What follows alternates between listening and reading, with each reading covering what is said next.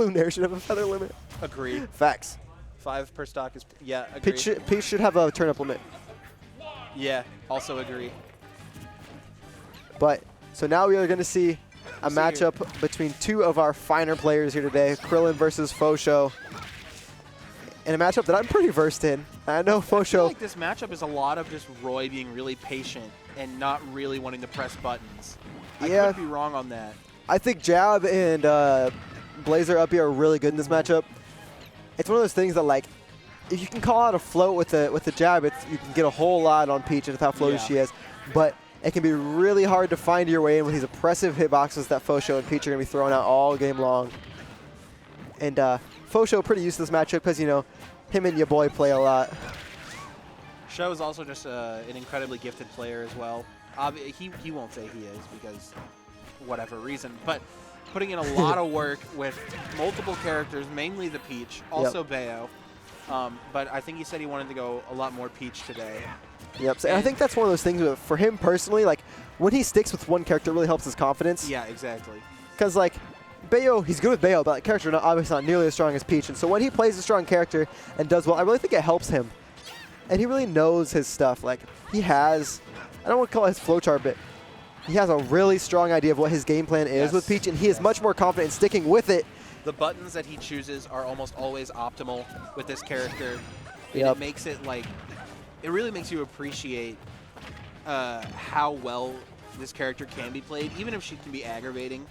Definitely. But this character is just so fleshed out, and the mechanical skill required to play Peach at this level is so high compared to other characters. And that's why you see sometimes Sho, when he gets that first opening at 0, it goes to 50, 60% and potentially a stock if he gets a read or two. Now Krillin just looking to take this first stock off. Almost any of Roy's moves at this point will kill.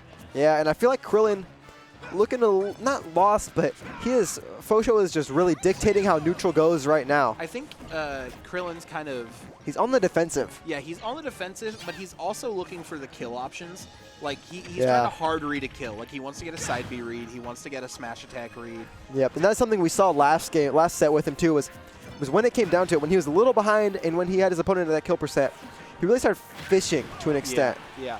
And FoSho was just taking advantage of that. He's throwing out a lot of hitboxes, and FoSho able to sort of move around these things and throw out hitboxes of his own to punish him.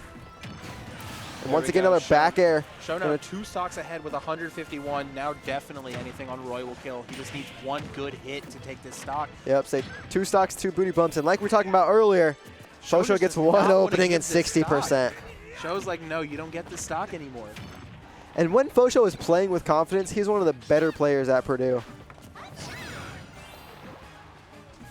All right. Situation. Up B too far and a 3 stock coming up for FoSho game 1. FoSho applying extremely good pressure, throwing that turnip right where Roy would have gone, and he hesitated just a little bit. And FoSho covering that option as well with that big old forward air, and he's able to find his way home. And the cameras, oh no, I dead ass thought the cameras were stopped, but both players are just so still. What the hell? We'll see where Krillin wants to go for this. Game 2, looks like Battlefield's the choice. Yep. Say, Roy, one of those characters that is very momentum driven, and while Sho had it that first game, it is definitely not without of Krillin's wheelhouse to be able to run this back in a dominant fashion. Are we going to see another character besides Roy? He seems to be debating something here.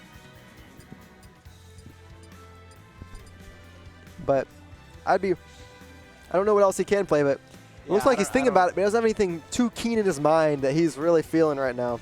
I don't know what else this could be besides... He's just taking a mid-game forced break right here, you know, thinking life over a little bit. Yeah, just watch like, what just happened? Just watch Avengers game.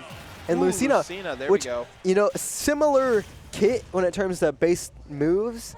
Yeah. A little bit different movement-wise, and we'll see how this plays out for him on Battlefield. Also, no longer has to worry about getting terribly close to Peach. Can play a little bit at a longer distance and still get out decent damage. Yep, say that first game, Krillin was really on the defensive with FoSho setting the pace.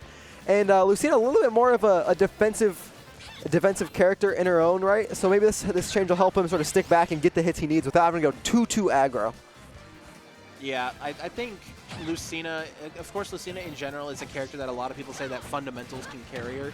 Definitely. And I think that's true to an extent. Her moveset's pretty simplistic. She doesn't have a lot of gimmicks. But that being said, that makes it one of those things where FoSho, you know, when your fundamentals are carrying the character, and FoSho was already kind of winning last game, if he has the read on you, he has the read on you. And so far this game, he still has it. In my mind, it also makes this character, it also makes Lucina very linear. Because she doesn't have gimmicks, her mix-ups are kind of limited. I could see that.